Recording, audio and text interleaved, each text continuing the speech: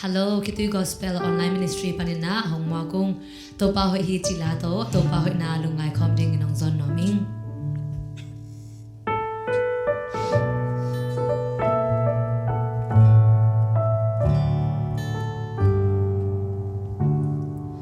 Topa ho'y hi, lung kamunin hong hua, ama abel, mi telim takin kem hi.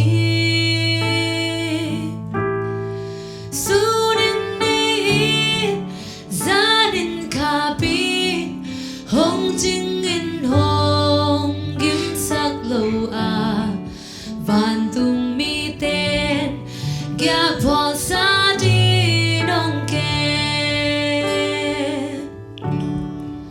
O to ba o nang na hoy hi, kay nong ina tumdang diag sa nong umpi cha, ano pinwam sung zung. Lamet bay do Kanu kapa kay hong kempa kabang kimma kalom hoy penahi nabosa ka le aksite ka etya nong pok cham di mi in bang hilel ayah.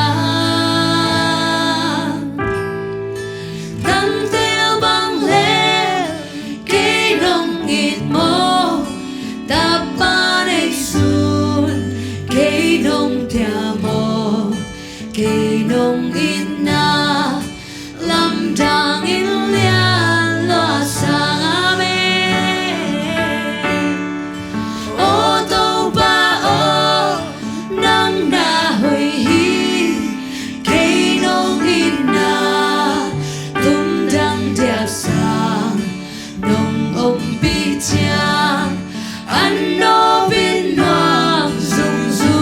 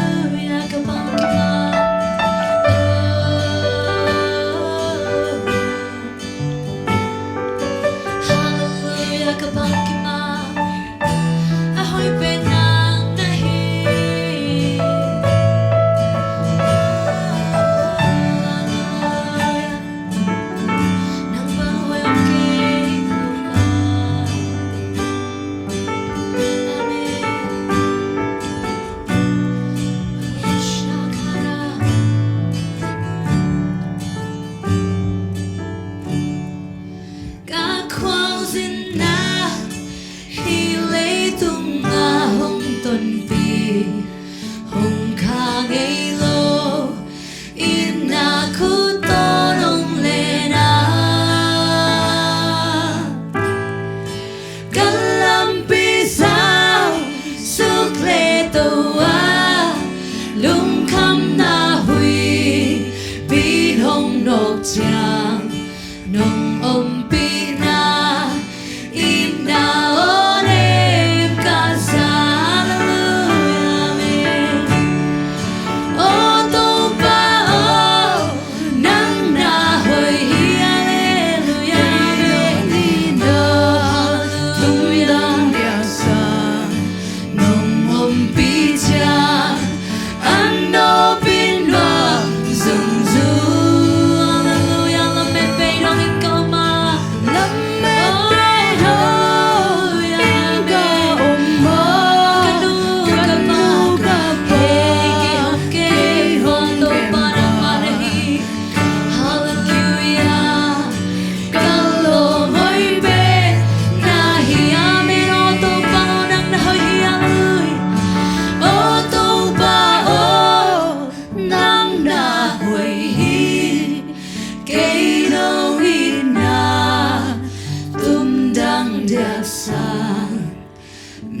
Cha ano bin no zum zum